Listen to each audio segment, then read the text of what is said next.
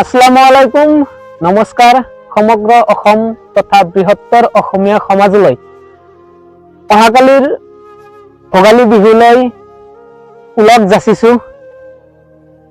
আজি আমি এনেকুৱা এজন মানুহৰ ওচৰত যাই আছো যিজন মানুহৰ মানে নিজে ইনকাম কৰে নিজে খায়।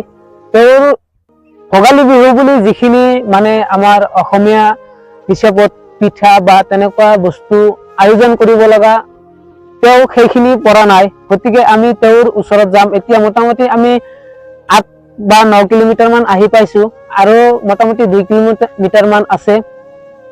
তেওঁৰ কাষত যাই তেওঁৰ কেনেকুৱা পৰিস্থিতিত আজিৰ এই ভোগালী বিহু উদযাপন কৰিব সেই বিষয়ে অকণমান বুজ লম। আমি আহি উপস্থিত হৈছো সেইজন নানীৰ ঘৰত। নানীক মাত দিম। নানী আহকচোন ইয়াতে অকণমান সময় আহক। আজি নানী উৰুকা হয় না? আজি উৰুকা। কালি বিহু। বিহু বুলি মই আপোনাৰ ঘৰত আহিছো আজি পিঠা খাম বুলি। এতিয়া আপুনি দিবনে মোক? পিঠা বনোৱা নাই, কি কয় পিঠা বনাব পৰা নাই। আকৌ মাৰ ঘৰখন কিবাকে চলি আছো আৰু মই কৈ নাই। কিমান এটা বেদনাদায়ক কথা আপোনালোকে চাওক। আজি উৰুকা, কালি হৈছে বিহু।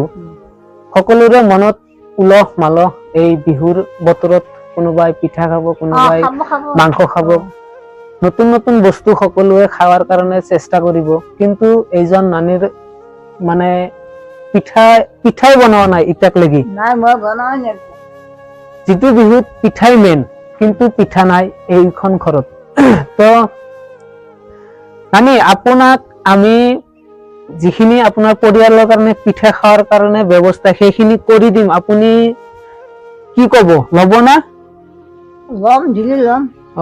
চাওক মনত কিমান এটা ফূৰ্তি। এতিয়া নানীৰ কাৰণে এইখিনি বস্তু আমি দিম। আনাচোন বস্তুখিনি মোক। নানী ইয়াতে আপোনাৰ পৰিয়ালটোত পিঠা খাৱাৰ কাৰণে যিখিনি বস্তু, চাউলৰ পৰা চেনি, নাৰিকল যি লাগে, তিল চিল আদি কৰি যিখিনি বস্তু লাগে গোটাইখিনি ইয়াতে আছে। আৰু এটা কথা শুনি বেয়া লাগিল, তেখেতৰ এটা জীয়েক হয় না, এজনী জীয়েক আছে। সেই জীয়েকজনেও মানে কথা কব নোৱাৰে, যিটো মানুহবিলাকে সচৰাচৰ বেঙা বুলি কয়। আমি নকওঁ বাৰু, তেওঁ এজন মানুহ হয়, গতিকে ভালকে কথা কব নোৱাৰে। আজি আহি মই তেওঁৰ লগত কথা পতাৰ মই চেষ্টা কৰিছো, কিন্তু মই কথা ওলাব পৰা নাই। এনেকুৱা এটা পৰিয়ালক সঁচাই অন্তৰৰ পৰা বহুত বেয়া লাগে।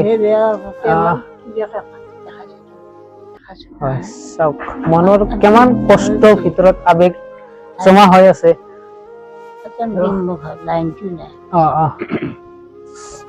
লাইনো নাই ঘৰত, কেনেকুৱা এটা চিটুৱেশ্যনত থাকে তেওঁলোকে। তো নানী এইখিনি দি আপুনি পিঠা বনাই আপোনাৰ ঘৰত আপোনাৰ জীয়েক লৈ আপুনি খাব হয় না? খাম খাম। ঠিক আছে, আমি আজি আহিছো।